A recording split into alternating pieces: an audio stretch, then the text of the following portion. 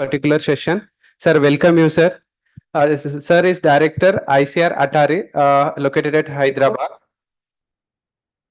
I also welcome Dr. Raj Bhandari, sir. He is the member of NTBN. Please, ma'am. Yeah. For this particular session as a co-chair.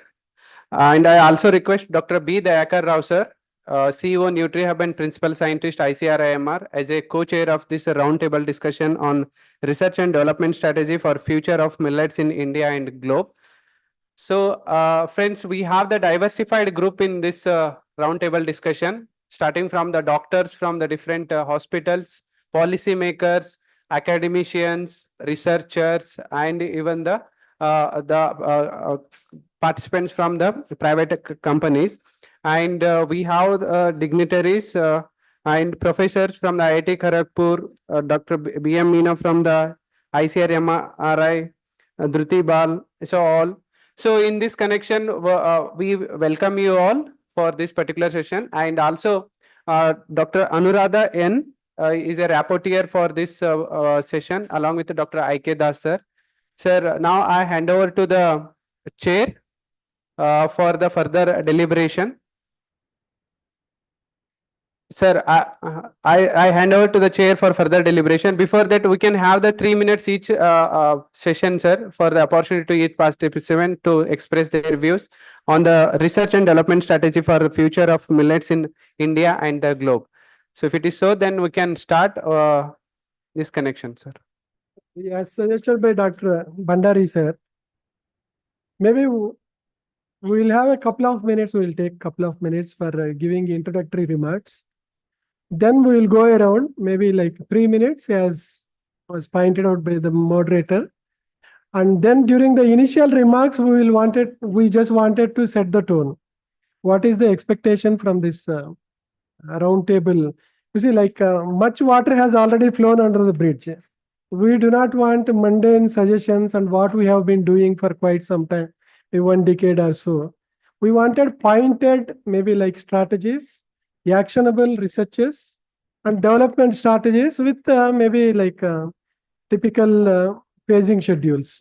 That would help the organizers also to collect all the insights from this kind of diverse group. Maybe before giving my remarks, I'd like to have the honor of inviting Bhandari sir for his quick initial remarks. Any expectation? Quick.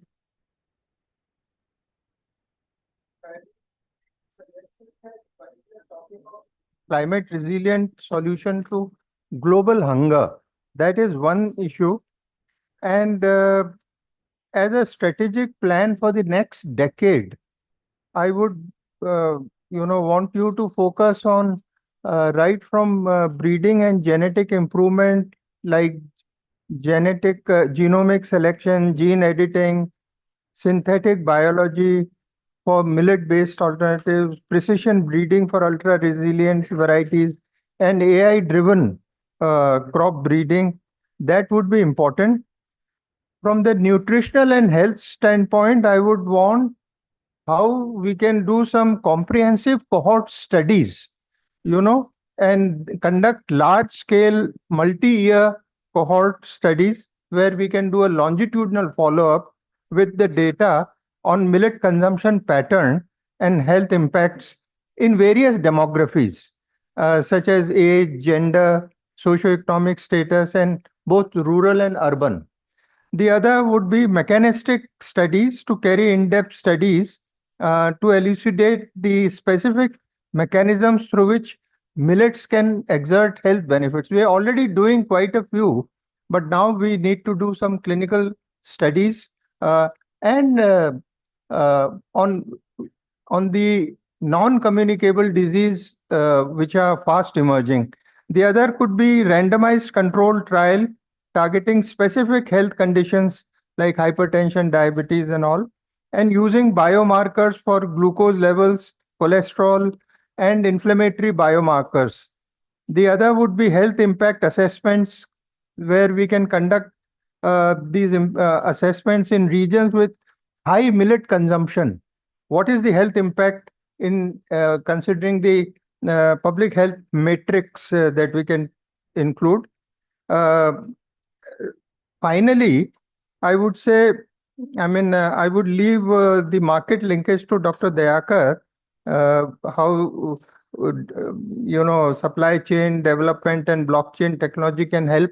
One issue of uh, traceability is important. Because most of the corporates, they want a particular size, type, and variety with traceability. The other thing could be futuristic strategies for millet processing, including development of Internet of Things, enabled fermentation systems, and partnering with tech for small startups. Policy push, yes. What would you like the policy to dovetail into expanding the uh, millet consumption and the scope and how it could, go into public funded programs? That is a big challenge. So, because what we are growing is not enough to even serve one fourth of the public distribution system. Meaning, thereby, if there are 800 million beneficiaries in PDS, even if I consider 200 million to be served with millet by substituting 1 kg of millets in place of wheat or rice, I would require 21 to 23 million tons of production. That is the kind of mathematical modeling which has been done to express this. So finally, enhancing nutrition value, preventing the losses, whether they be due to storage or any other, during processing. We call it nutrition washing. That needs to be curtailed. How technologies can be developed, and then any other thing that you wish to bring out to the attention with this source. Excellent. Now, thanks very much, sir. Actually, you highlighted the major areas where there's a need for a paradigm shift. So you also said that it is not incremental changes which are required in these different areas of millet R&D. It is also the collaboration and the advanced digital technology integration. We'll take up one by one. And before that, I also request Dr. Dayakar Garu to give his expectations and the initial remarks on this.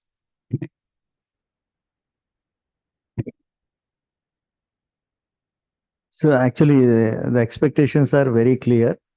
Here we are not going to give any lecture, PowerPoint and all that stuff. Well, let us go straight away into the points.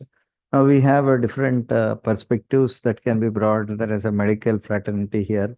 There is people, nutritionists are there. There are national perspective, global perspective, and then we have a stakeholder perspective that which we can give. Inter-institutional collaboration in the industry. See here, primarily we have two round tables during this convention. The first R&D convention, we have put one round table on R&D perspectives per se. But in R&D perspectives, I think industry also has to have a say. So that we are expecting, not in a generic thing. We have a policy round table again on 19th. So that policy, we will talk about midday meals, ICDS, procurement, all the other things. But here we have also some government officials representing some of the state governments who should be able to bring out. These are my ground problems with regard to the farmers, with regard to these things, which needs to be addressed. Primarily where R&D is required, dissemination is required, and also some training and capacity building within the R&D can also be expressed properly. So it could be a value addition, it could be a engineering. So we just have to come out with everybody perhaps at the top 3 points. I think if you are, otherwise we will not be able to go anywhere. So you have a choice for 3 points. If you feel that all the 3 points, only 1 point is there, you can put the 1 point straight away. So these are some of the expectations. I think let us restrict to that. Once, as Dr. Sheikh Mira was talking about, I think we need to know each other. So first round will be that quickly. And then we go to the second round in where you are going to be ready with your notepad that 1, 2, 3. maximum these points which you have to tell. And still after that, if we find any time, then perhaps we can have some small discussion and sum up it. Thank you. Very smart expectations, like simple, measurable, attainable, and timely, and also like It becomes easy for rapporteurs also. reliable. Yeah. Please identify who are the yeah. rapporteurs for this session. Who are that? Names? Okay. Anuradha, okay. I will take maybe a couple of minutes. I just jotted down something, but I feel that this is not the case. Like for any brainstorming or round table, I should not bring on board the academic whatever lecture notes which we have brought. Taking the cues from Bhandari sir, if you see his initial remarks, one emphasis which he has inherently maybe expressed is we should not work in silos. And we have been collaborating. Now you see, if you see the developmental strategies in last 1 decade or so, organizations coming together was called as maybe like collaboration and networking. The common objective of achieving the maybe like research and development so that the consumption, thereby the health, could be addressed is the larger picture. So maybe 10 years back, before a digital disruption, when we were talking about health industry, we were thinking about maybe hospitals, diagnostic labs, and pharmaceuticals. But today's health industry is not only about these three institutions, but also about Nike, maybe like Apple's smart bands, maybe like nutraceuticals and nutrigenetics and whatnot, maybe like a home scientist and communicable diseases, and also maybe like vaccines, thanks to COVID maybe. So that brings us to a common point that we have been collaborating very effectively for last 10, 15 years, thanks to the efforts of IIMR kind of institutions. But now we are sitting at a juncture where we all think alike. We all should be on the same page. For example, if you see the McKinsey's transformative 12, the kind of agri-food systems transformation globally, if you see, it is mind-blowing actually. The agriculture, farmers and farms, whom we have been dealing with for last 50, 60 years are quite different to the farmers, farms, consumers and the people whom we are going to deal with maybe down the line 5 years from now. If that is the condition, maybe like the incremental R&D efforts may not hold good. This is my personal opinion. We should take the issues head on and maybe like think about disruptive innovations that should be introduced into the research and developmental activities of millets. Let us be very focused. The second point is we have the tendency of giving what we have been doing for last 10 years, 15 years. Let us drop that component into maybe this discussion.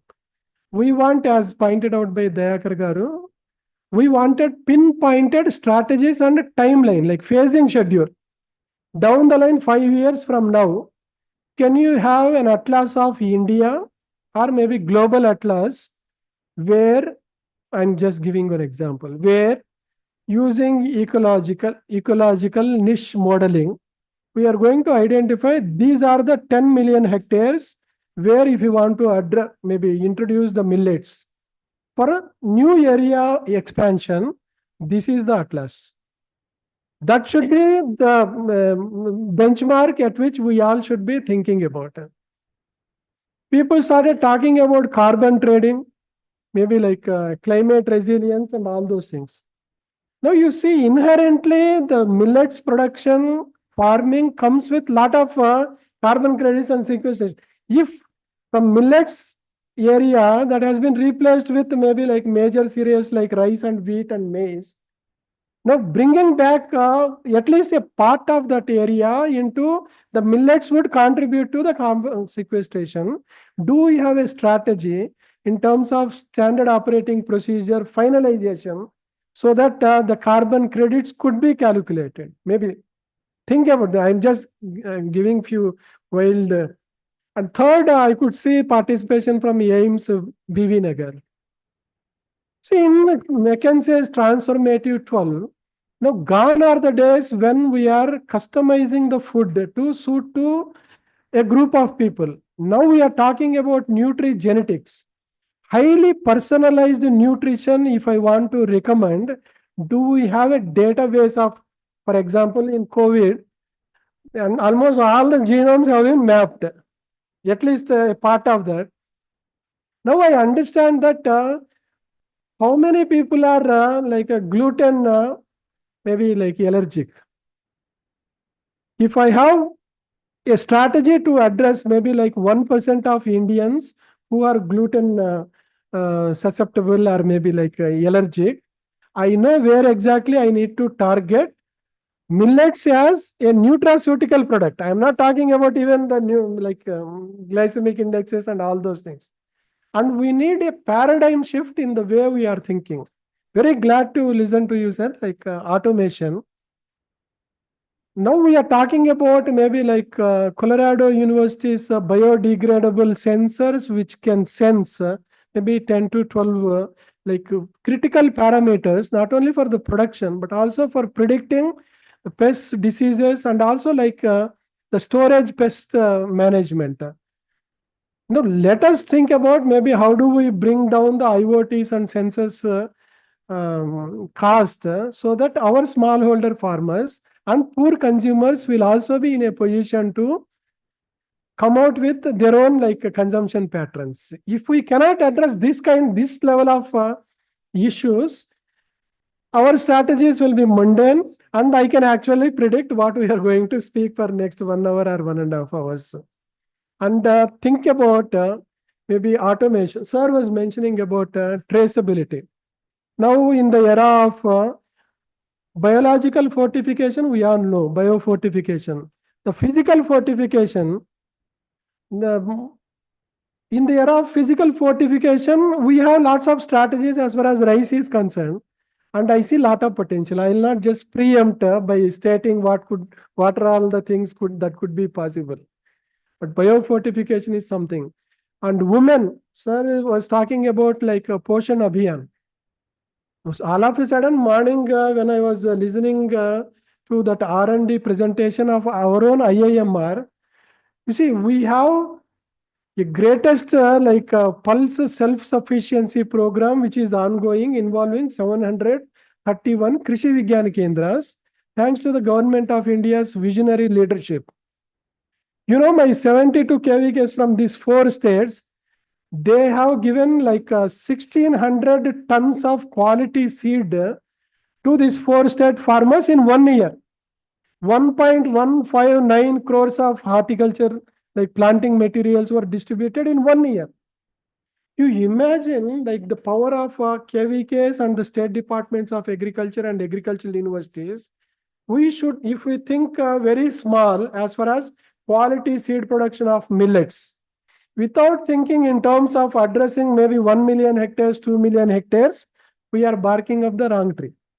That is where like come out with some big program, like where Bhandari sir is there, he is going to, and come out with a network project, come out with a consortia project where international organizations like FAO, maybe medical, health industry, and the universities, education, a lot of people are joining together.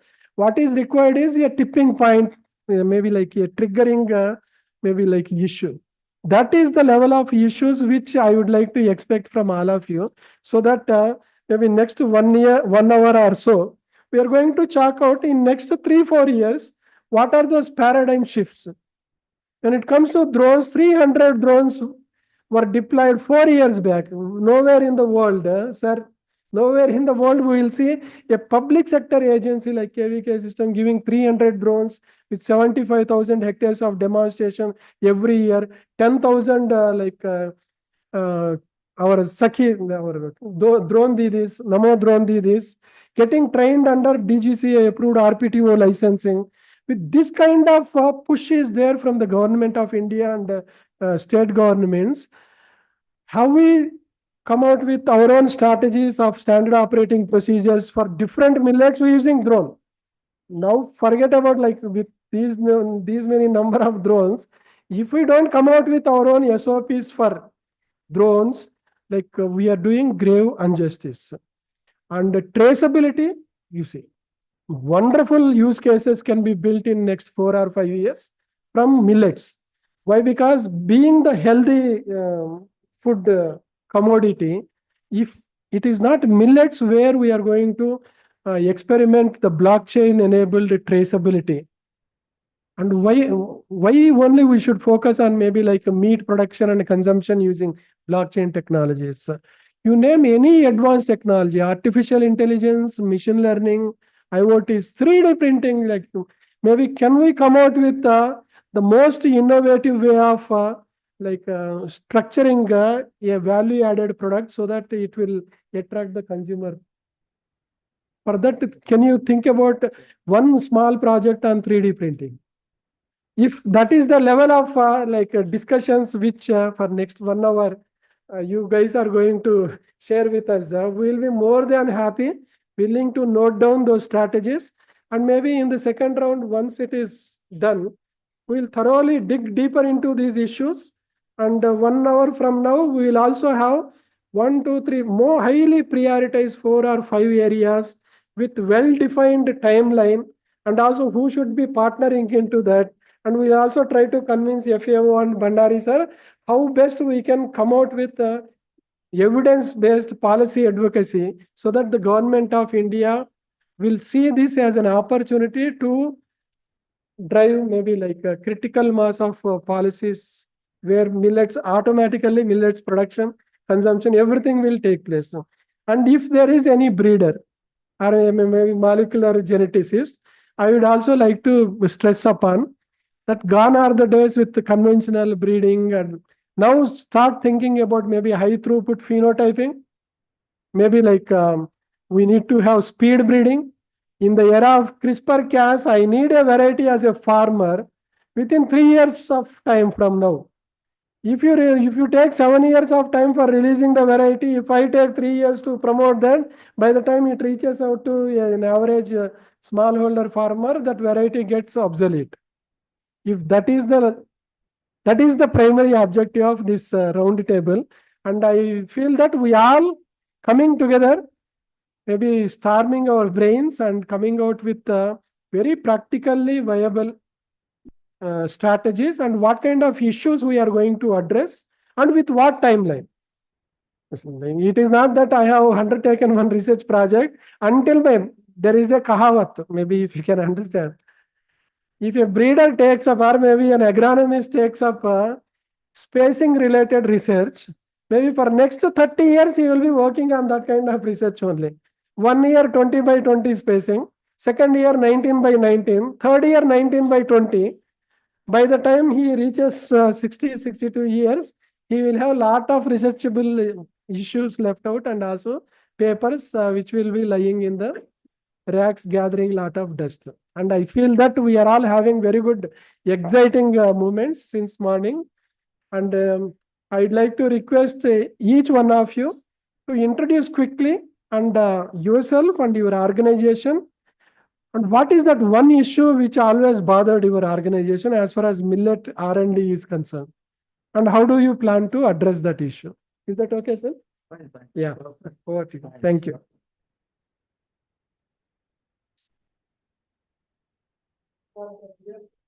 Yes.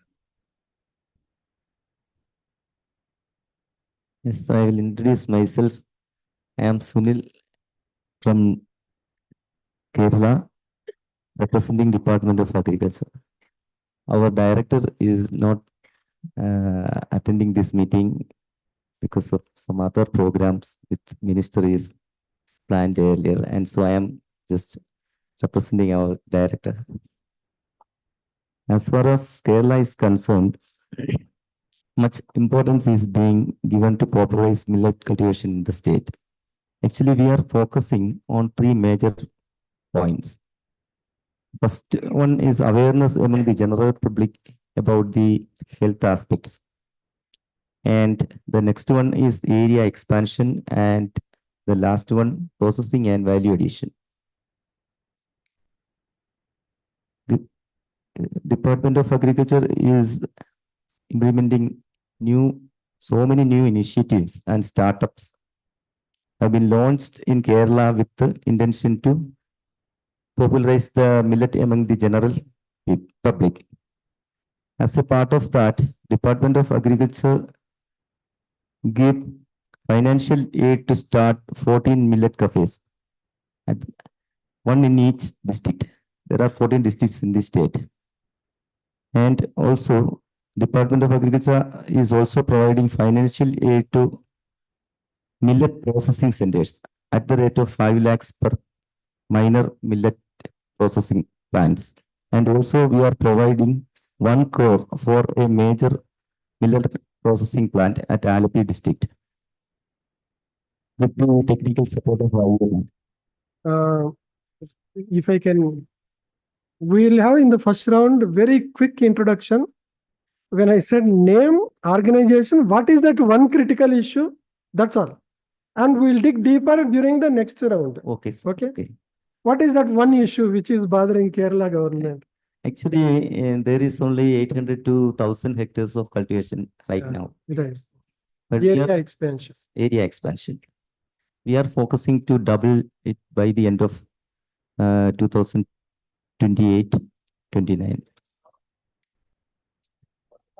Okay. Okay. Thank you. Good evening, all. I am Dr. B. Sri Lakshmi. I am from Acharya Enjiranga Agriculture University, Guntur. I am senior professor in plant pathology discipline, now working as Dean of Community Science. Coming to the main issue, definitely we want to increase the area and also value addition so that farmers can get more income, to empower farmers through millet production, consumption, and marketing.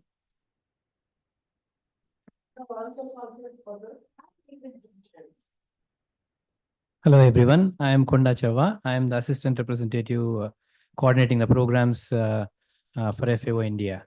The one thing that really comes to my mind is that,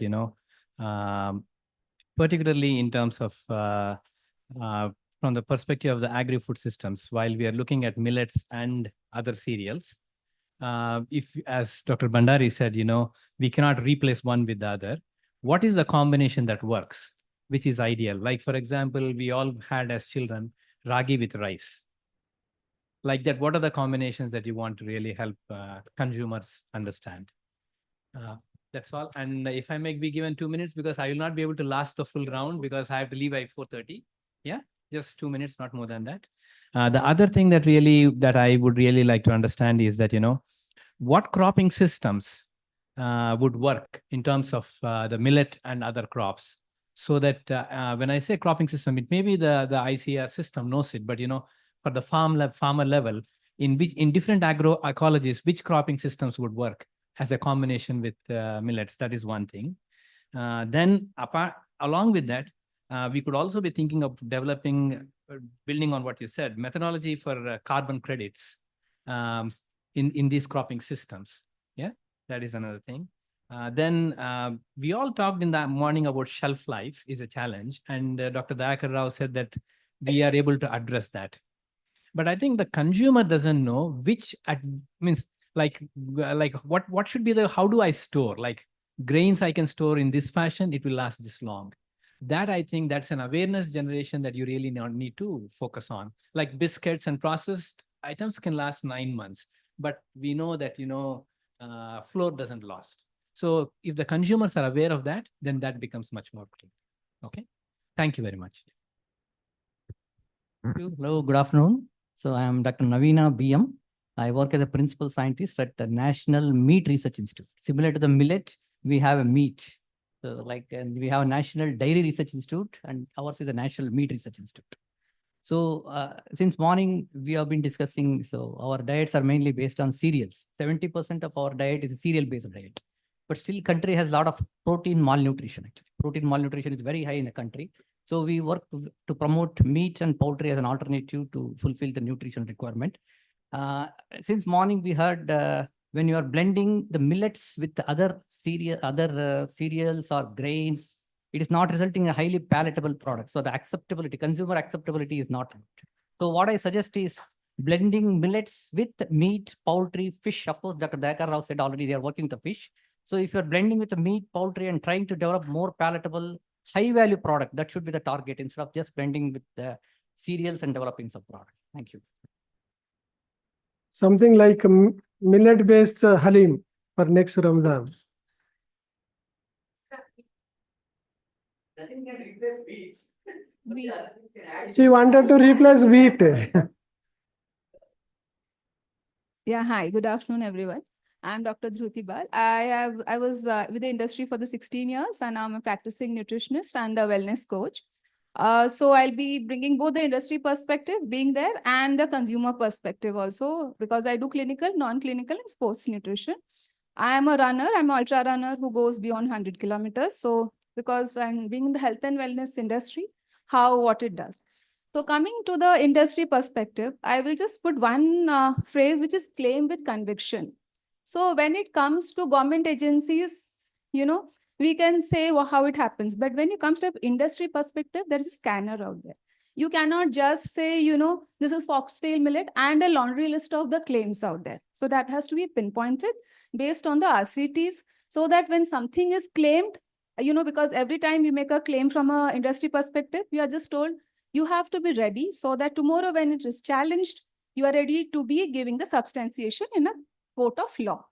Yeah, so that has to be the degree of rigidness when a clinical trial has to be done, because when the FSSAI asks and the ASCII asks the claims, it is a very difficult situation out there and we get questions from there. So one suggestion out there will be, while the millets, that as we are speaking from the morning itself, different levels of extraction are there.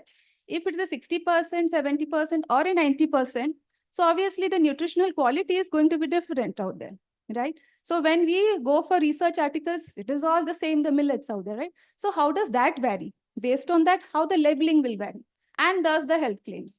So there has to be a connect out there. Otherwise, we are just saying the same things again, and that is about claiming with conviction.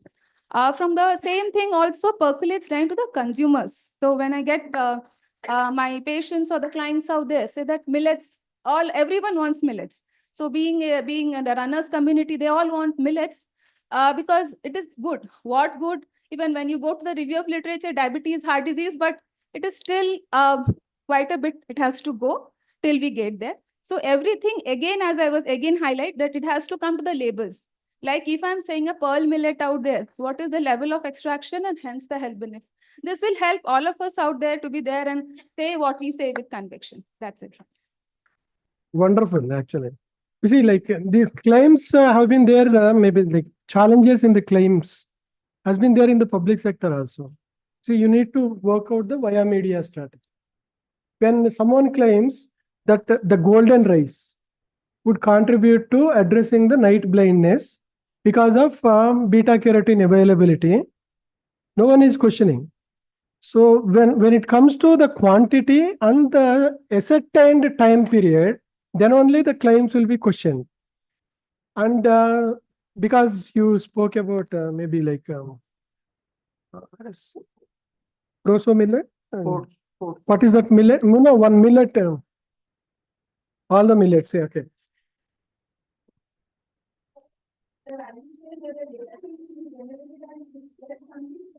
Yeah, one question to R&D, maybe sir will note down, is foxtail millet has the beta carotene content, isn't it? I would recommend foxtail millet getting enriched with beta carotene than spending crores of rupees on golden rice research and development. So that paradigm shift also we need to bring. Okay. That's what I'm saying. This is a question to R&D. It has been released in Bangladesh recently. Jyoti, it's really hard to follow your introduction and your points. My name is Dr. Vasavi Chaka. I'm a dean of the International Institute of Leadership of Global I from Chicago. And you must be wondering why I'm here at the conference. We offer very niche courses in leadership development. And we have chosen 6 different areas to develop leadership in those areas. And one of them are artificial intelligence. We just launched that last month. And we are going to introduce the agriculture in US, and we are going to introduce leadership strategies and other aspects of agriculture in US itself. So this particular conference I came to attend comes under that. So we have a parent organization called the GSA, which stands for Global Strategic Alliances. So under that, we have MOU with Purdue University and ICAR. So with that, we are launching our GSA Global Millet Expo in December in Purdue University. So we are going to have a booth at the conference at the Novotel Hotel. And I don't know the number, but you must come and visit the booth. So for me, what is important here, one is to promote the global adoption and understanding of millets. And we are doing that through this expo, collaborating with Purdue University, and also uniting government agencies and academic institutions and international stakeholders. So I think we are doing that as well. This is in the initiative stages. Main goal is of this expo and my presence here is to elevate the global presence of millets. And I have seen that, and we have a lot of products I have seen lately, millet products, but our goal is to cultivate this crop in US itself. And it comes under a lot of scrutiny when it comes to any agriculture ventures in USA. There are so many regulations, and we can't even take a seed or a fruit from here to US. They just dump it immediately when you go through the migration. So they are that strict. So exporting all these seeds of millets to US and cultivating these crops there, and that's a big challenge. But we have achieved the permissions of the institution, and we are going to get those grains, and we are going to cultivate that. Once the institution is successfully grows this crop, and then we will proceed to the next steps. So I don't want to go into the future, but I can see 10 years from now, these millets are growing in US itself. Thank you. Seeds without border. Seeds without border. Thank you. Hello, good afternoon. I am Dr. Vishakha Jain. I'm the additional professor and head of Department of Medicine at All India Institute of Medical Sciences, BP Nagar, Hyderabad. This is a very upcoming institute, but I'm sure that soon we will be, meeting eyes with other peripheral aims that has come up eventually since past around 10 years. So I'm really humbled to be in the presence of such a august gathering here. And to start with, what I want to say is that I totally agree with the chairs of Dr. Raj Bhandari and Dr. Sheikh, who have very precisely pointed out that what we need to do in terms of health sector when it comes to millets. And to take it forward, that what bothers me most is that though all of us speak individually, anecdotally, and with small studies about the benefits of millets, where is millets in our public health policy? Where is millets in our guidelines for NCD? Where is millets when it comes to Indian hypertension, diabetes, heart disease guidelines? Where is the prescription of millets for our patients? Till we go to that level of translational research, speaking about millets at anecdotal or small study level is not going to benefit our masses. So this is one thing when it comes to the change in the public health policy and guidelines that I would like to look at. The second thing that Dr. Sheikh had really pointed out, yes, we are in a era of precision medicine as well as AI. And if we do not harness the power of this AI and precision medicine to guide our treatment modalities as well as preventive modalities for our patients, I think we will lose the battle of utilizing our Shri An for our own patients and of our community. So these are the two things which bother me individually, and I can say it as a community who advocates for non-communicable diseases. And I think this is the way forward if we want to take millets into a big way. Thank you. Thank you so much. Like clinical studies and randomized control trials is something which is the weakest point in public sector agricultural R&D. Now I expect Bhandari sir to leverage his policy advocacy angle and come out with maybe like we all will contribute to that. One such a project to showcase that if agri R&D and health and other industry partners come together, what could be achieved in Indian context? That is something where maybe funding everything, maybe Bhandari sir will, I'm sure that he will get it from Government of India. Thank you very much for that.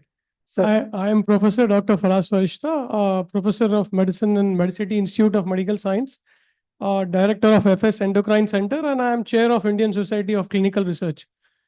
Continuing from what ma'am said, I think there is a lack of scientific evidence. We will also need real world evidence. I think we will need a study which is based on all the 4 zones. So we have to, because if I have to quote, we have done a study called a START study, which was done to analyze the dietary patterns in India. So we always believe that South is by de novo highest in carb consumption. But if you read that study, you will be surprised that more than 60% of the diet across all the zones is carbohydrates. So I think we will need a study in all the 4 zones together to see where we can probably replace or reduce carb and put millets. And then, yes, probably, joining hands with the societies. I am a secretary of Research Society for Diabetes in India, which is the biggest society for diabetes in India.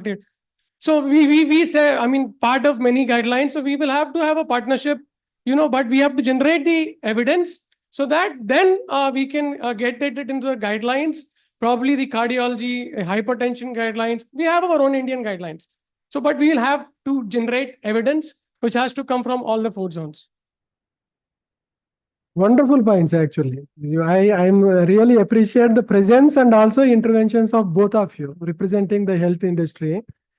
And see, like time scheduled and time critical interventions, like with maybe Ministry of Electronics and Information Communication Technology. Sometime back in Parwada with like fiber optics cable, which was laid in Parwada area of Vizag. We did this for maybe overcoming the problem of maybe like iron deficiency of smallholder women farmers. This has to be scaled up. Now, what is that standard operating procedure in terms of home science? Someone from the agri background has to come out with that and maybe like IIMR and give them the proposal that if you have maybe 10,000, 15,000 people who are administered with millets-based food. And down the line, 6 months from now, what are those visible changes, physiological changes, which could be attributed exclusively to the millets consumption is something emphatically, empirically, if you can prove, there will not be any eyebrows raised. Otherwise, you pat my back, I will pat your back. Like that will not continue. And this is a great opportunity. Thank you very much for bringing this kind of diverse. Maybe 1 month from now, can we come out with a proposal? Who will fund comes later? And wow. Now maybe at the end we will request Bhandari. Which we propose to. So we need more of help from our collaboration from the agriculture and IMR to promote us so that this would be a very large scale study. We want to prove the benefits. And like sir said, we initially to prove certain things, it has to be an RCT. The cohorts can come later, which would be a bigger enterprise. But even if we want to see RCTs, I beg to differ from you. 6 months will not show the difference in any kind of NCDs, sir. We need to follow up the patient for a minimal of 1.5 years. And in that, challenges again come because one is you are giving millet. Is the patient accepting the millet? Is the patient willing to accept the millet for such a long time to actually see the benefits of millets? So it has to be at least a minimum period of 1.5 years of an RCT, a rigorous RCT, to actually show the benefits of this. And for that, funds are required, sir. Without funds, you can't do this. You see, collaborating with ICDS, there is combining. Yeah, please go ahead. one small point I would like to add. I do not undermine the importance of RCT. And what I said was that we need to conduct large scale multi-year cohorts for epidemiological, to study the consumption pattern. That is what I said. The other thing is where you can focus is in, for example, Northeast, they don't drink much milk, right? And we find that there is calcium deficiency. It's been reflected in some studies as well. Can we grow and have finger millets, in those regions where it can address a public health issue? That would really be a perfect fit. Well, this is something where they are deficient and we are introducing this. Or develop new varieties of millets where you have more of resistant starch and soluble fiber to address diabetes. Exactly, sir. I totally agree with you. And we can do that. I mean, we should do that. This is the best evidence that we can get. We should do that. You see, like if you see lots of things, maybe time is not. If you see like Melissa Fitzgerald from International Rice Research Institute, sometime back she published in Nature. She just analyzed what are those rice varieties largely consumed by Indian consumers, Australian researchers. She just said that, okay, these are the 10 top, maybe like in terms of glycemic index. And this is how like India is moving towards maybe being a diabetic like superpower. But one more small thing, Yeah. Now the point is, can we guess what is the amount of maybe quantity of food that is given through midday meal scheme? And if you can translate maybe a portion of this midday meal scheme into a smaller chunks of interventions in terms of millet, and you are also having the population. And that is how our approach should be. ICDS, maybe midday meal scheme, and to follow up at household level, our Krishi Vigyan Kendras. And if that particular millet produce or commodity which is being consumed has proportionate maybe minerals or whatever like carbs or maybe proteins or whatever vitamins which we are claiming are actually getting into the maybe plates or not, these home scientists and IIMR can take care. And at the end of that, you can take up maybe like entry level data and analyzing, coming out with some suggestion. Otherwise, we will be doing yet another clinical, biological, and physiological research. This is at least one. Let us all commit to one network consortium project where I don't think it requires lots of money. Maybe we can give other examples in due course. Over to you, sir. I'm little confused of the discussion because somebody says ICMR won't fund. I come from ICMR. If the project design is proper, ICMR funds in crores for a clinical trials in this country, and India Diab project has been given a lot of money to Mohan's group. It has been published. And second thing, instead of a policy discussion, probably not going to the individual project, probably if I understood, it's not the objective of this roundtable discussion. We should come out with something, an idea for what a policy maker can take up, rather than individual project, which a scientist will think, jump into, I will do this project or that project. I feel I'm from National Institute of Nutrition. I'm a former deputy director, and also I am currently in the Food Safety Standards Authority of India, working for nutraceuticals, functional foods, and dietetic products.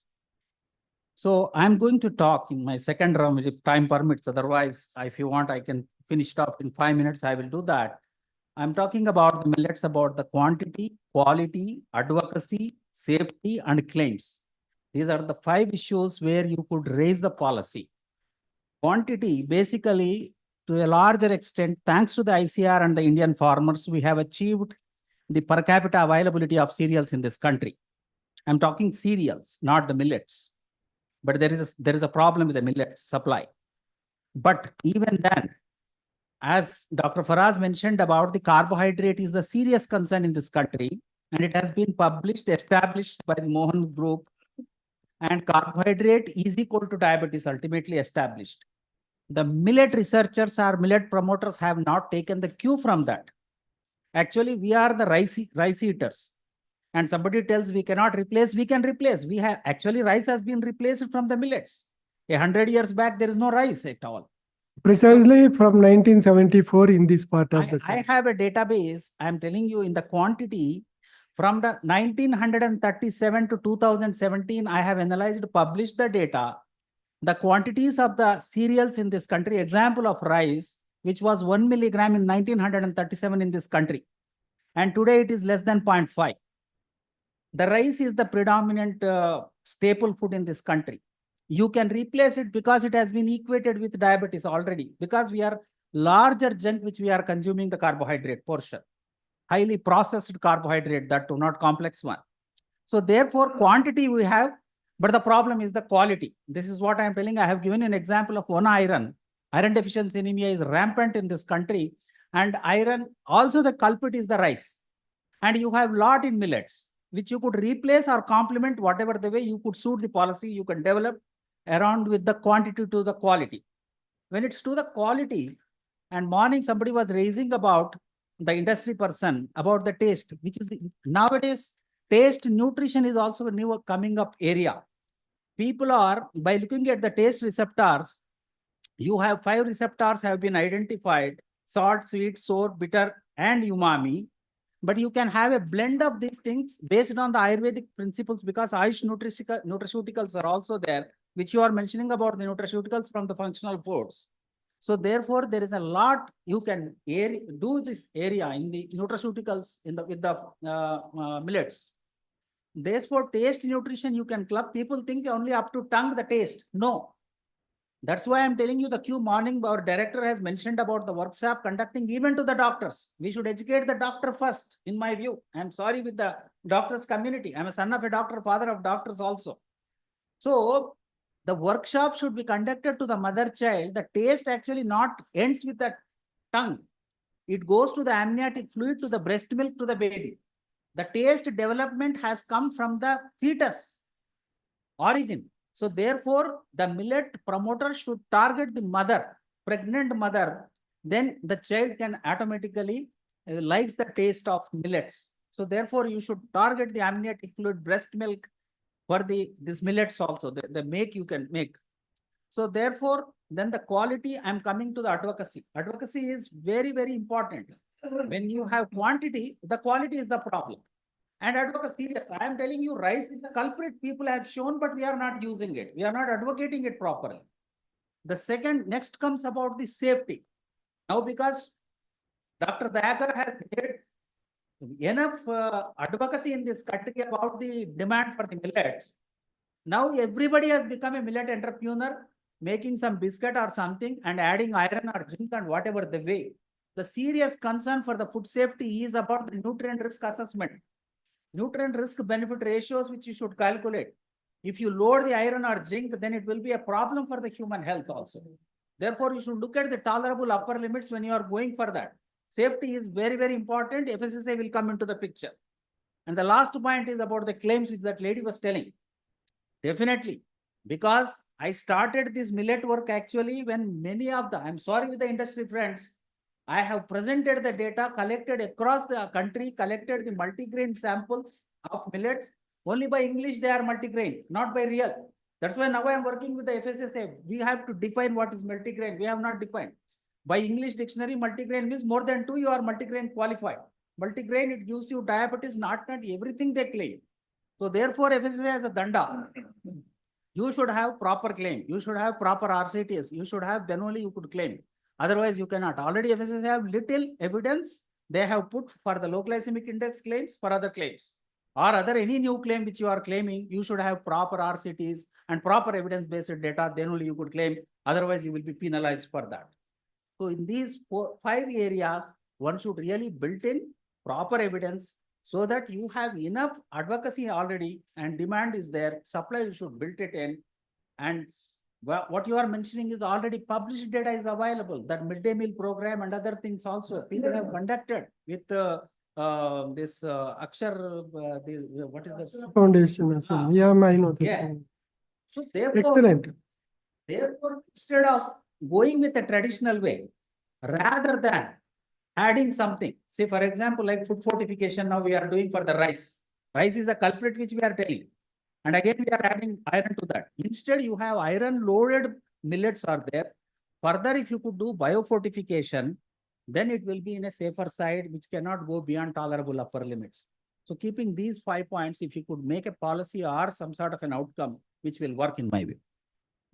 Excellent. Pause. Period. Excellent. Now, maybe I'll take Mangaras to 2, 3 in terms of quantity. Like we have been advocating that rice has been a culprit, in spite of many factual maybe documentation which has happened. How do we give policy advocacy with the existing available data sets, and maybe maybe is there a systematic study of studies which is conducted to document, to prove this point in terms of quantity that could be replaced? Number 1. Number 2, quality. There is no question about it. But the thing is, maybe lack of awareness at industry partners level also about the label claiming, maybe the false or maybe the claims which are not done the way they are supposed to be done. And the third one is in terms of taste. For a research and development organization, keeping in view your experience, what is that the best, maybe ideal combination of 2 or 3 millets or millet plus other multigrains, which would lead to the tastier food? That is something, can we come down to maybe advocacy level? That is something which you can direct all of us, so that down the line, 1 year, 2 years from now, with the meta studies, maybe systematic studies, if there are out there a lot of studies which are already published, let us call out those studies and come out with our own analysis so that the policy makers get convinced.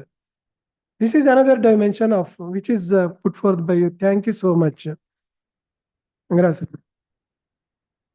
सभी को नमस्कार. Myself, Dr. S. Mangraj. Presently, I am working as head food processing at Central Institute of Agriculture Engineering, Bhopal. I think in general, the biggest challenge in millet is how to bring more area under cultivation. And second is how to create awareness so that maximum people consume it on daily basis, which we have been doing till 1960s and 70s that Sir was mentioning. When I was a child at my village at Odisha, every day we used to take millet, either lunch or breakfast. So, and we all were healthy, 100% people were healthy. I have never seen a single person going to hospital if they were used to take millet every day. I will confine to my area of specializations. I will confine to my area of specialization being an agriculture engineer, that how to develop, how to mechanize the millet production system. That is a biggest challenges. And we are a part of the Global Center of Excellence on Millet project. And we have been given the task of developing machine for weeding, threshing and harvesting. So mechanization of millet production system is a bigger challenge that need to be taken up by our institutions, and we can be a partnering institution for these tasks, and development of efficient primary, secondary and tertiary processing equipments. And the third Cost aspect, effective. cost effective, efficient and cost effective. Efficient and cost, of course, sir. And second thing is packaging is inevitable. Whatever product we get now, we get in a package form. And we need to develop green technology for packaging, like bio-packaging material. I have been working from last 2014, and one of the institutions, Nature's Biopolymer at Hyderabad, they are involved with me for development on packaging material. So packaging and storage is one of the key component for in this area. And the third thing is entrepreneurship development and awareness creation program. So entrepreneurship development and awareness creation program is also one of the very important program that we need to take up. And in the second round, I have the region, I have the way forward how we can proceed and we can give a best solution for these challenges. Thank you. The area expansion, we have a challenge maybe because of primary processing at village level. Maybe if I can put it in, both of you hold very important role. If at all we need to expand the area under millets. Until unless we have like continued supply of the raw material, primary processing, secondary processing in a cost effective way, in the way farmers want and at the pace which farmer want, and also staggering the maybe like availability of raw material, all these things I require a lot of, and also like in agricultural engineering, what are those like design changes which are required? Morning I was, sir, automation. Cleaner, grader, destoner. There are machineries, sir, but they are not efficient that to the level of more than 90%. So, for example, design of screen for cleaning and grading is a bigger challenges. It is one of the example I am giving. So there we can play important role in Excellent. this aspect. I may be wrong, but as far as physical fortification is concerned, rice is doing very good actually. Make it as a powder, and I also again medium slender grain type you prepare and give it to consumers. Because it is medium slender fine grain type I consume. The core powder is coming from maybe bold grain type, that is different. But for millets also, do we have physical fortification equipment available so that in terms of taste, in terms of maybe like amylose content, I don't know what it is, we can actually tweak the millet in such a way that taste also is addressed. I don't know. So my point is, sir, whatever work related to mechanization and processing and development of machinery, we can be a partnering institution for any program that we develop here. Yes, sir. Thank you. Great. Excellent. Excellent. Meeting after 25 years. So good afternoon, everyone. I'm Dr. Srinivas Rao. I'm professor at IIT Kharagpur, working in food process engineering. And of course, as far as millets are concerned, we are working for more than a decade in different aspects. Process technology development, of late we are working on machinery development. My viewpoint, which is lacking at present, is of course my friend Mangaraj has already covered. So the primary and secondary processing equipment, which is of course suitable for different millets, efficient in terms of energy, as well as reducing the quality grains. That's actually very much important, which are not available at present. Probably emphasis has to be given, and maybe different institutions will work, and finally this has to be taken to large scale development also in terms of scaling up, etc. That also can be taken up. And the second thing, actually, the standards which are not available for many of the millet-based products. So this actually has to be tapped because unless you have a standards where how to compare and whether it is qualifying or not, this has to be taken up in a appropriate way. Third point of concern, of course, is related to farmers. Although we are looking for more area of expansion or maybe more production, etc., somehow the farmers level, they are not much interested in spite of so much of demand, and at consumer end, we are spending a lot of money. Maybe per kg 140, 180 rupees we are paying. But farmer probably is not interested because of the price. This, of course, can be possible only when primary and secondary processing is improved at catchment level. Then, of course, they will be getting a better price off rather than now selling at a distress price of 20, 25 rupees. That's, of course, not encouraging for them. So this can be taken up as a part of this thing. Digital mobile, talk later. Digital mobile cloud computing, e-markets, mobile markets, D2C. Vegetable farmers are not in a position, they are in a position to sell it to maybe consumers directly. What is stopping maybe is something related to primary, secondary processing only. Right. You may like Quality equipment has to be there. yeah, otherwise a perishable, maybe a semi-urban farmer is cultivating a perishable vegetable and he is in a position to send it directly to consumer using a simple Uberization model. And somewhere the problem lies with both of you only, sir. Thank you. One last point related to storage.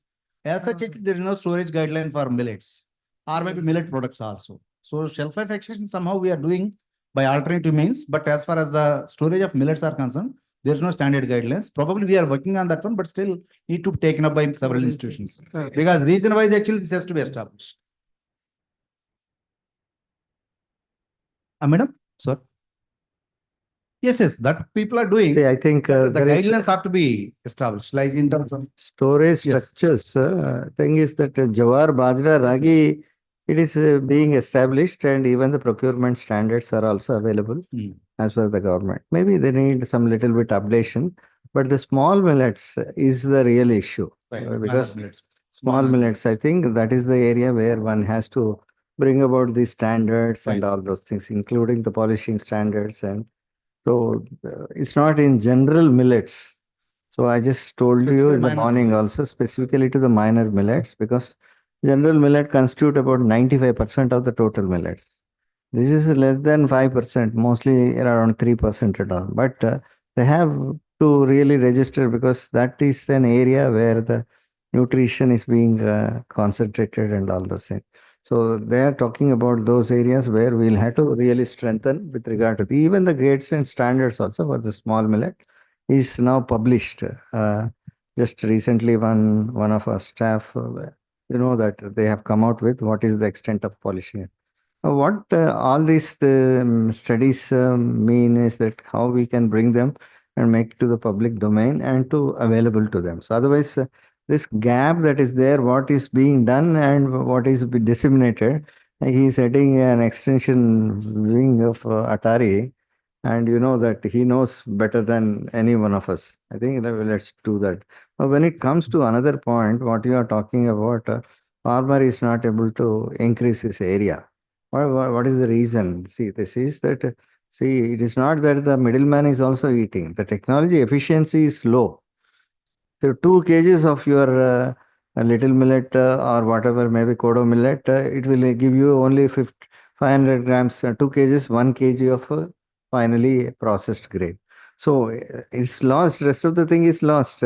So if we are not able to concentrate how to improve this efficiencies of the machinery, so that farmer may get a due share in the consumer rupee. So this is what is very important. Till then, the area is not going to be enhanced. He is getting 30 rupees earlier. Now also he is getting 30 rupees for that.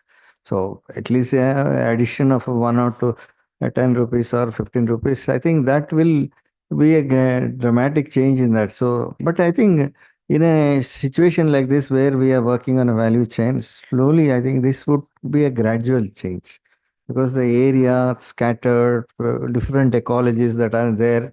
But last year has been a really windfall, something. So how to really consolidate those gains and take things forward so that ultimately the area expansion takes place. The demand is generated, and demand people that do not know now that noodles can be made from their product. So how that gap also can be must be brought. Area expansion. Having said that, judicious policy is very important, because we are actually indiscriminately polishing. That's why the yields are also less. At the same time, we are losing its valuable nutrients. That's all. Sir, practically, whatever little I know, area expansion model means not computer model. Model has to be shown to Government of India. CFLD oil seeds, CFLD cluster frontline demonstrations, pulses for last 4 years, wonderful actually. We are all committed to make India as pulses self-sufficient.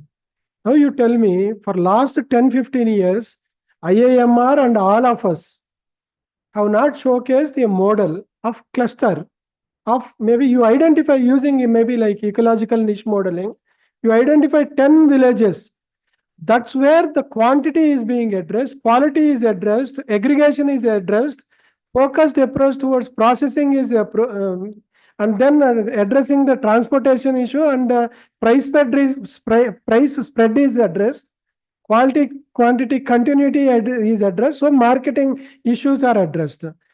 It is high time. Again, at the cost of repetition, it is high time, sir. Like cluster frontline demonstrations and ICs.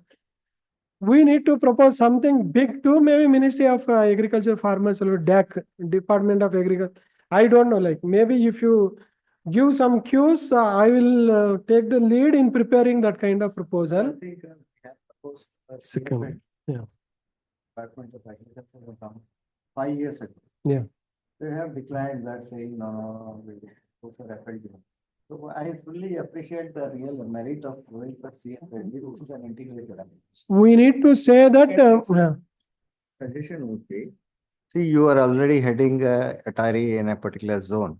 So I think perhaps they require, you are talking about oil seed and other things. Can we make a cluster here in this particular zone where you are heading it, and show them the results that this will work and this can be implemented? I think people are looking for real successful story formats. Yes. That model we can take it. So without that on the ground, I think policymakers are not really keen to take things forward. Okay, thank you. We'll do that. Definitely we'll do that. Third is, do we have, like for rice, we have super bag. Do we have a super bag for millets also? A layman's question. Super bag, biodegradable super bag, which will address maybe like storage issues. In rice, we have green super bag. For millets, do you have? If we don't have, what should be done? We should make it. I will connect you to one of the greatest startups, which is coming out of crop-in. We all know about crop-in. I'll connect you, biodegradable, and with very good label claims, and nutritional quality not compromised. And you see in PDS, how did we waste a lot of 67 tons are wasted every year of our food. Out of 330 million tons of food which is produced, 67 million tons, inexcusable. If it comes to millets, we should not even, one grain also should not be lost. Over to you, madam. Sorry.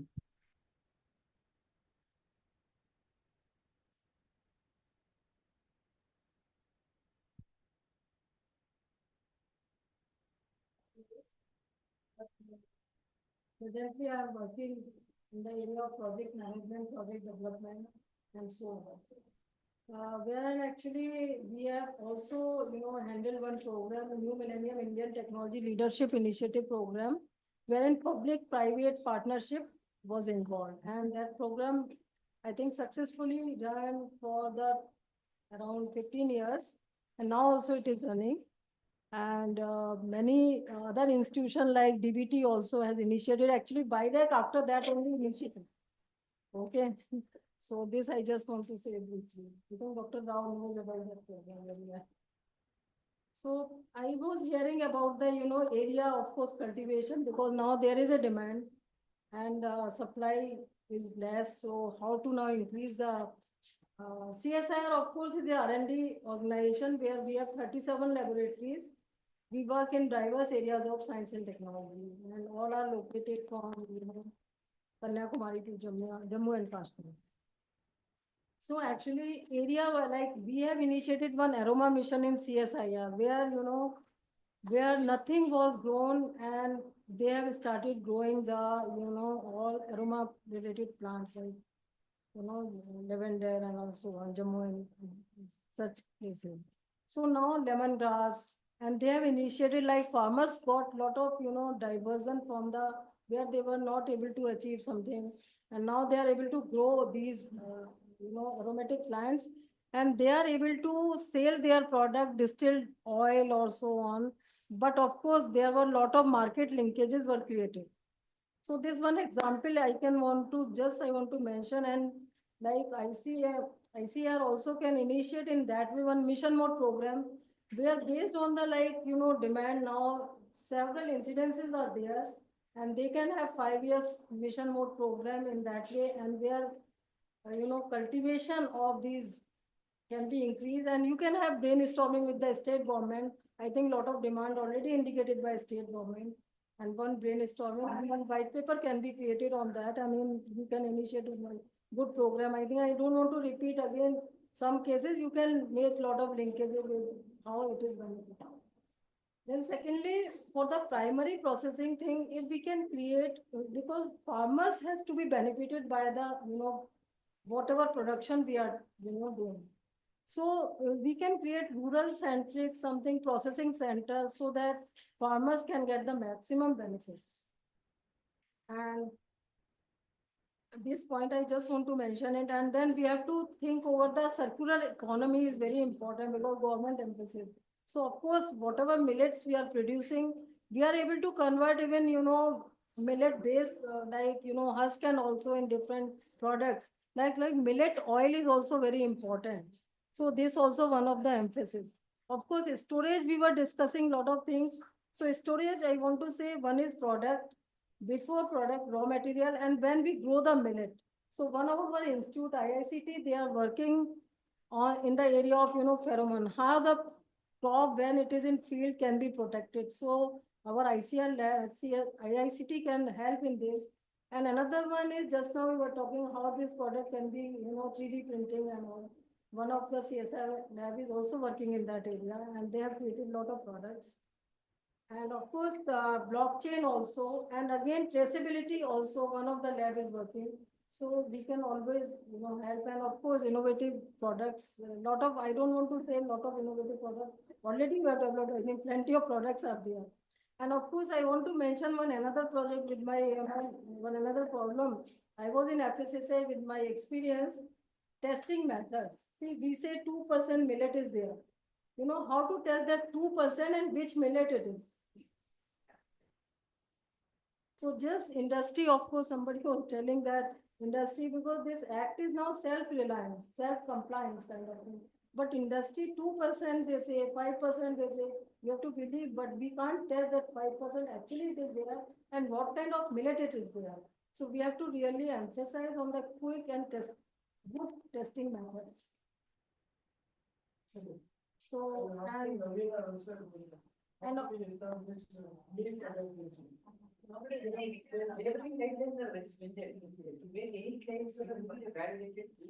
want to just say another point,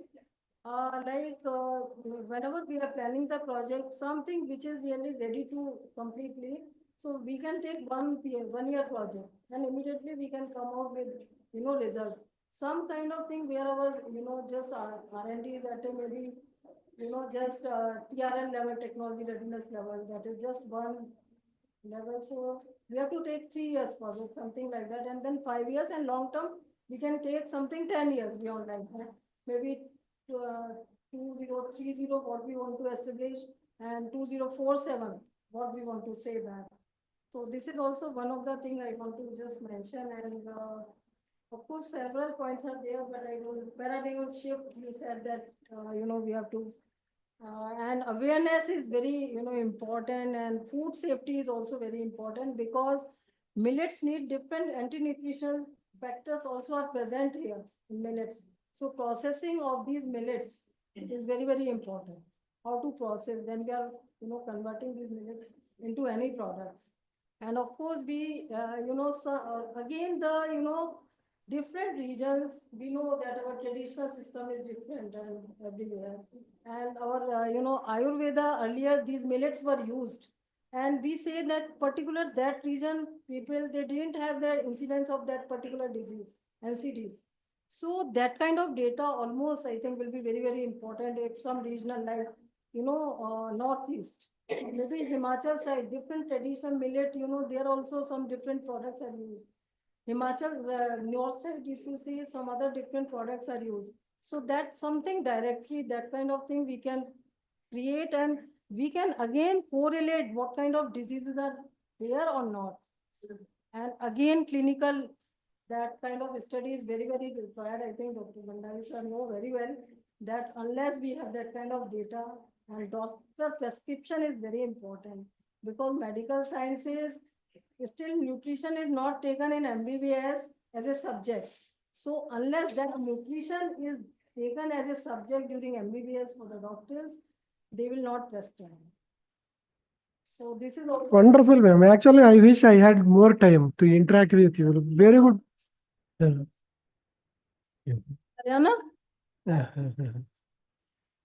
just say that if we can explain little about pheromone technology. Yeah, we'll also ask Karyana. I think we jointly proposed one project with Karyana when I was working with Rice. We excellent points, madam, actually. Sir, do you have an atlas of millet consumption in India? And can you overlay, like what are all the diseases maybe which are not prevalent in those areas? Maybe like 1% of correlation we can bring that. Maybe as sir was mentioning, milk taking habit, wherever it is not there, it can be attributed to maybe calcium deficiency. Exactly like For the National Nutrition Monitoring Bureau, therefore, whole India's consumption and the disease outcomes has been established, but that has been closed by the government of India. Now, that's why my sincere advice after the act is now the government of India is not going to, they are going only by different method of by energy calculation, they are calculating the nutrients, which is not a correct method, even at genetics and also. That is questionable. But if you want to precise, you have to map India. At least this institute concentrate on millets. If not for all. If not India, sir, maybe a small part of one state. Map, consumption pattern, and if we can come out with now AIML, we can actually come out with a trend. What are those diseases, or maybe like susceptibility towards few diseases? If we can establish that itself is a great service, apart from regular R&D. Recent data what Dr. Thacker has little improvement, but what we have data in NMP. 11, 12. Not at all encouraging. Yeah, 11, 12, I also see. 11, 12.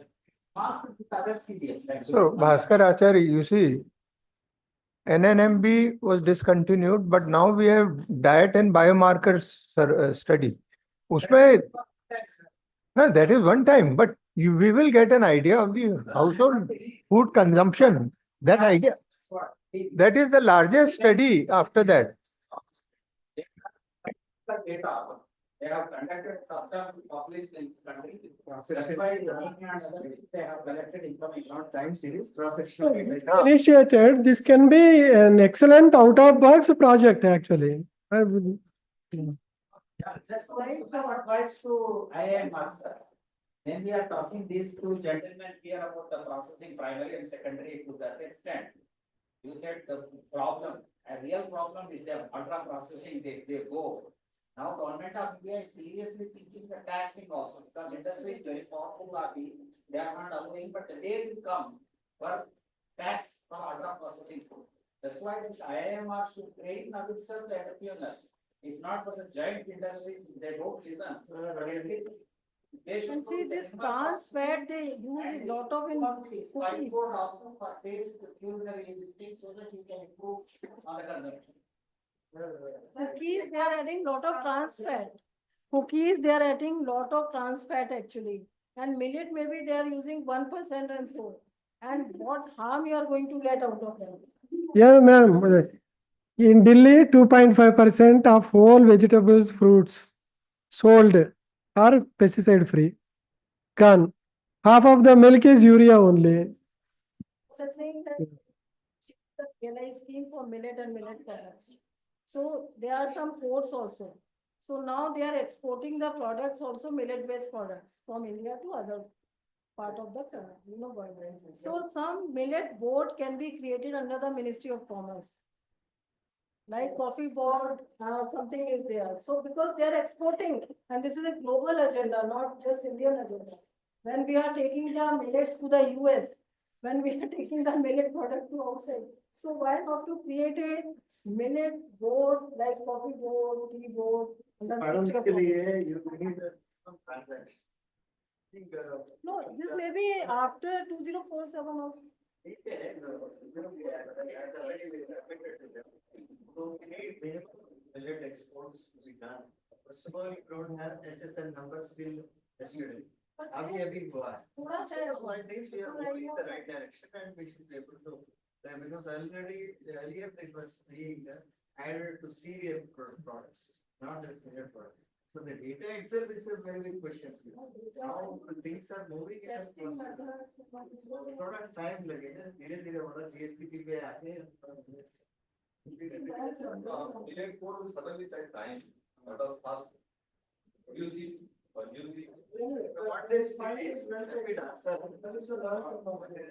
Actually, it is rapid. They have was made in a millet expo for that you suited the millet promotion for export promotion for people and is being discussed on the phone. It's not like your FPCs later FP was there. So it is already on the market. Great, great. There will be first step for everything. You see, like tulip garden we used to see in Srinagar. Now in Himachal, very good quality tulip gardens are there. And may I ask last panelist now? She has been. Yeah, thank you so much. Wonderful points, madam. Selvi, madam, from NIFTAB. Yeah, good evening, please. sir. I'm Atma Selvi, representing NIFTAM, Ministry of Food Processing Industries.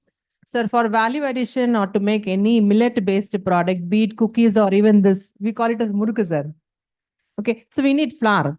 Okay, by nature, millet flour is not as stable as wheat flour or rice flour because it contains high oil content. And during milling, we pass repeated pass, like during milling or during grinding, we grind it repeatedly to get fine flour. So during which it get heated up. Okay, that increases the rancidity, again, the bitter taste and off flavor. Okay. And also the flavor by nature is hygroscopic. It takes up moisture. So we probably need extensive research to produce millet flour. Only then it could be used in industries. It will actually benefit the farmers, sir. When it is viably used by industries, it could be a benefit to the farmers. So we need to have extensive research on millet flour. Storage is challenge, especially pearl millet, which contains very high oil content, rancidity. So we need to do some pre-treatment to enhance the shelf life. And of course, on packaging, various techniques by which we can extend the shelf life. I have supplementary questions, madam. What should be added actually? Why should we? What should be added?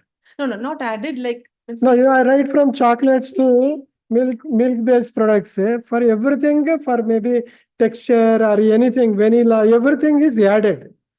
For millet flour to overcome whatever issues, what could be done? So first of all, we need fine flour, sir. The flour should be as fine as maida. Only then your cookies will be good, your bread will be good. Sir, yes, sir. It will be grits otherwise.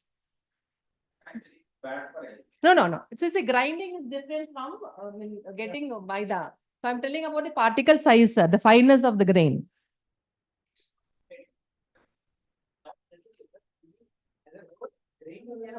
So we need a technology wherein we can produce. There will be a biomedical solution. What is the result where both of you can agree on something? So basically, we can also try cryogenic grinding. So cryogenic is a low temperature grinding where the product will not get heated up. But still, we can have a better shelf life. So I'm telling one choice. No, this innovation cannot be ruled out. You see, they're coming from Nokia, like 3310, I purchased for 10,000. Samsung, now I am buying for. Maybe once some innovation comes, someone else will work on cost effectiveness also, but how long?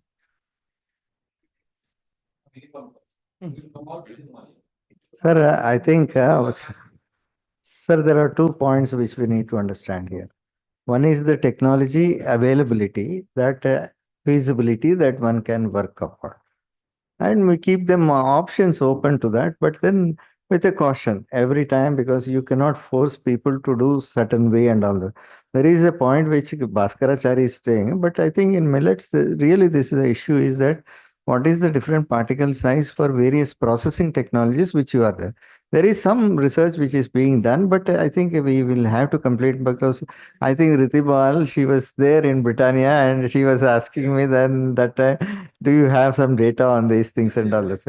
So So different processing technologies with a different particle size, standardization, and coming up with the SOPs is there. So as a technology, availability is one thing, then the adoption is second thing.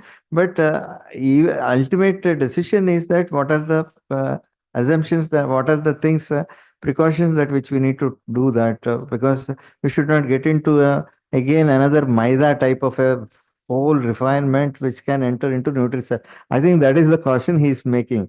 So, but Country. Process, ultra processed food consumption is 65%. They are keeping their head there. How to control this? They are unable. There is a serious technology fine. I'm telling women for transgenic technology. let us keep the technology. No, I would eat carrot. Carrot also I have worked with beautiful carrot. They have Wonderful points, you see. We took around exactly 1 hour. Maybe we may not have sufficient time. Every brainstorming session and round table ends up like this only. We will say that second round will be there. And like a politician, I will forget about whatever issue. Anyway. No, I'll take 10 more minutes. I'll squeeze from him. Why? Because we need to bring all these discussions to the logical conclusion. We do not want to be academic. We have maybe pointed 1 or 2 questions now. Now we have agreed from all of us, whatever we are doing, expectations, and we have got to at least understand each other now, the different perspectives within us. And there is certainly a gap in terms of the future expectations, in terms of millet production, consumption, productivity, quality, and what we are practicing right now. Those gaps need to be clearly identified. Now, we came out with few suggestions as well. I am sure that our rapporteurs have noted down them. Now, we are not in a position to address every single issue, and I don't think we have flagged every single issue which is afflicting. Because none of the breeders and agronomists were participating, 2 points from my side. In terms of plant architecture of different millets, and if you have already worked on new plant type for a millet, have you predefined so that your breeders will follow the suit? It should not, unlike other crops where breeders dominance and they identify what is best. Now the industry and farmers group should identify, consumers should identify the breeding objectives. Second thing, like high density planting system, or in terms of planting system, cotton and sugarcane, many places. Do you have that kind of researches so that within the limited area, you are increasing the productivity so that the gap in terms of quantity is also addressed? That is challenge to your agronomists. Trait identification, not for only for quality, pest, biotic, abiotic stress management, but also in terms of quality. Every nutrition, until unless your breeders and varietal hybrid millet breeder and all those people sit with the industry, we are coming out with maybe a morning, I remember 32 CVRC, 29 SVRC varieties. Will be of no use. Now with that, we have 2-3 pointed up, sir, if you permit. First pointed one is, do you all agree that maybe 5 or 6 projects or network, it is not about project, these are the ideas which will culminate into policy advocacy. Do you agree with them, or do you still feel that there are 1 or 2 areas where we have left out, where we need to focus for next 10 years? Quickly, only like keywords.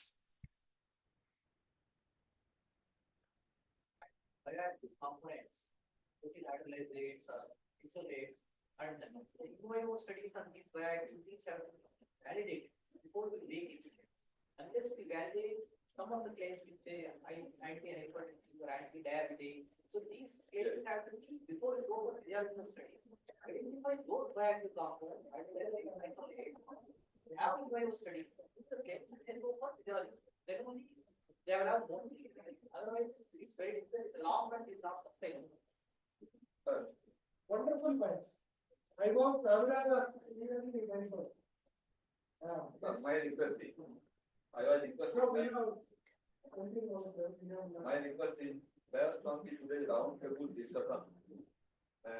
We can develop a facility if required. Again, we can give in writing our student points. Yeah. If required, we can give again give in writing our point also. And based on this, sir, we cannot. We should be able to develop.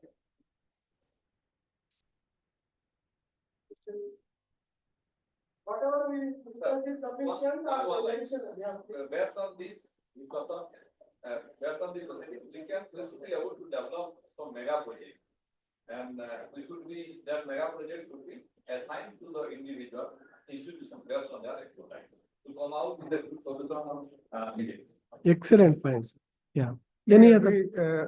Just to add to what you said, na, bioactive compound. See, I don't find that they are commercially viable.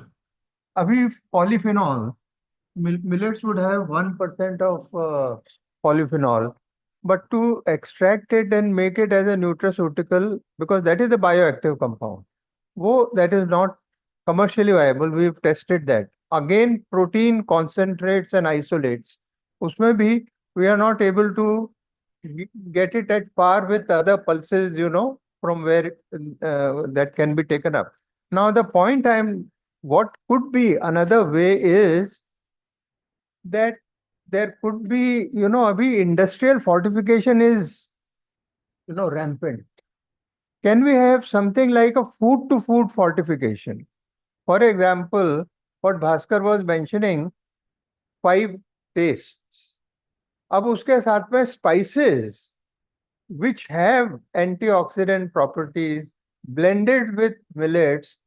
Instead of meat blending, can we have spices to blend with, millets to give it a very natural flavor, plus also something which could be food to food. Yeah. Different spices have different properties and different millets have different properties. All millets are different. The other point, we have not, so far for your bioactive compound, no, that part. But so far we have not discussed about role of millets in certain medical conditions. Which medical conditions I'm trying to bring out is, for example, we have a large chunk of children who are thalassemia, sickle cell anemia, where Ministry Tribal Affairs, they ask what is it that we can give to these children where iron can be low. Now, is there a way in which we can take out, any technology where iron can be chelating of iron from millets, where this could be a food? Now, that is of course a challenge, but I think a couple of scientists I know have been trying on this. The other thing is nasogastric tube feeding. Enteral feeding is, so many people and with many health issues, long periods of hospitalization, and, longer survival rate also. They are on tube feed for months, and I've seen for years, not months, year long, 2-year long tube feeding. All the products which are available in the market, they are very, very high cost. It comes to about 1,000 to 1,200 rupees per day of expenses on food. Now, people wonder whether to keep the patient alive or to let go, because Abbott and these companies which are marketing, they are very expensive. Denon. So I just wish that can we have something with millets which does not block, coagulate in that rice tube, where, so this is another big need where it can. Another condition is like, with polished rice, we are having berry. Berry had gone out.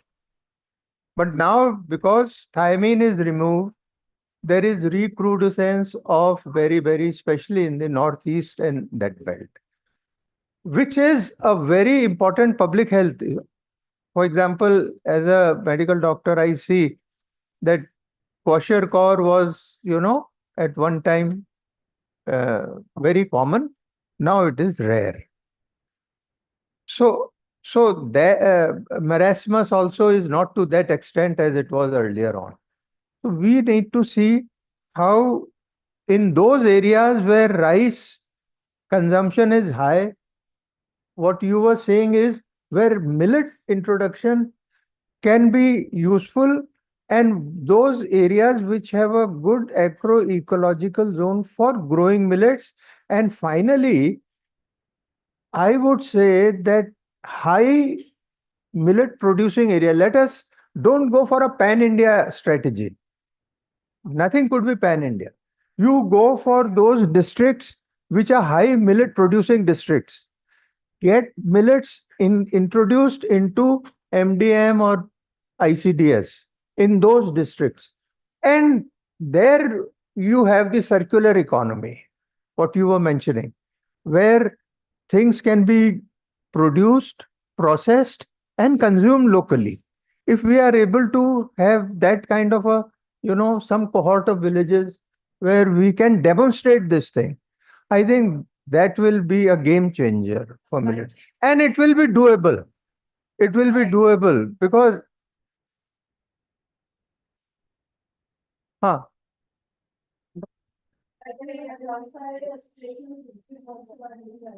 right.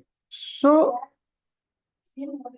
Abhi, you are all from, science institutes.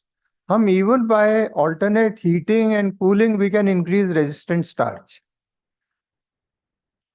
Now, suppose Abhi diabetic flour, something that comes from Kerala, is so, very much in demand. Exactly. So, if we are able to have such a process, a multi-grain flour, they write diabetic flour.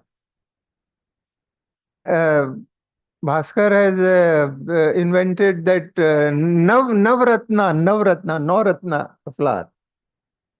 Point is, if we can have those things in some RCT where we are able to increase that content of resistant starch. Well, ultimately, it's the simple sugar which is causing all the hell. Hell breaks loose. Rice ka aur kya hai? It's just the RDS. So with millets, we are blessed with a good quality of starch, the complex carbs, the non-starch polysaccharides, and so many other things which will help. So whole grains ho, where this processing can help in those conditions where we are able to then amplify, increase the nutrient and the functional property of that. अभी millet का तो जो है सो है. And by the way, the millet type and variety, we are doing that, where abhi even in the CSIR maybe we are mapping, but sorghum would be 4 milligram to 14 milligram of iron. That kind of variation. 4 to 14. I could never imagine. I mean, this variety, so varietal of that millet would certainly, then we need to see which type is grown where and accordingly. That variety, और आज भी आया है वो native cultivars and all. So we have अभी the good thing is दूसरे चीजों का तो नहीं है, but here for millets we have what we had 2000 years ago. Yeah. We still have it. And we have CRISPR-Cas technology also. CRISPR, that technology. CRISPR technology is so these are, from the medical perspective, if we are able to find solutions to, हम तो देखते हैं public health issues को how do you address? How do you address anemia? That is my concern. So if we are to believe that it has anti-inflammatory properties, we believe 50% of anemia, which is not iron deficiency anemia, has inflammation and other infestations and other conditions which attribute to anemia. So the whole spectrum of anemia, only 50% would be IDA. Baki would be other. Does millet help in reducing overall? Because Mission Poshan 2.0, you have to have 3 percentage points decrease in anemia per year. That is what. अभी हम 1% भी कर दें तो बड़ा. On the other hand, our anemia levels have gone up. That is the paradox. You are giving prophylactic iron, you are giving, different doses to different age groups where it is being treated. But anemia is not responding. So there are stores.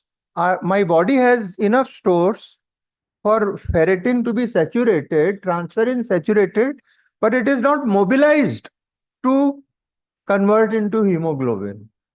That mobilization is not happening.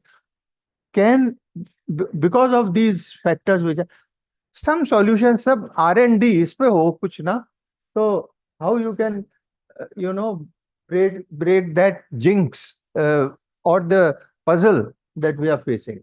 After all, 1970 se program chalu hua, 50 years down the line, and we are worse than where we were, and we have spent a lot of money into it.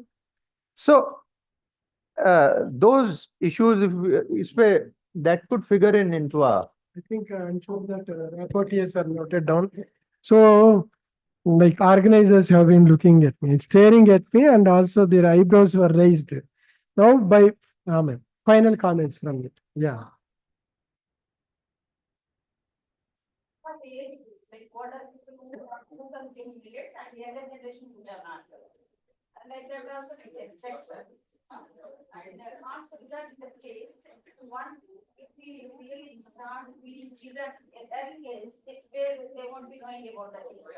For example, I feed my daughter, she's feeding without salt up to 3-4 years age. She's not addicted, but second daughter, she got used to both. I think taste is an acquired habit. Sweets and now I want some spices or herbs so that I can change that taste. So that definitely make it valid. It is possible. Thank you so much for wonderful insights. Actually, I am enriched at least with the deliberations. Over to the organizers for any announcement. Yeah, we have a small announcement. We have a guided tour to all the facilities. So we request all the speakers of the roundtable conference go forward with the guided tour. Yes, Miss. There is a guided tour.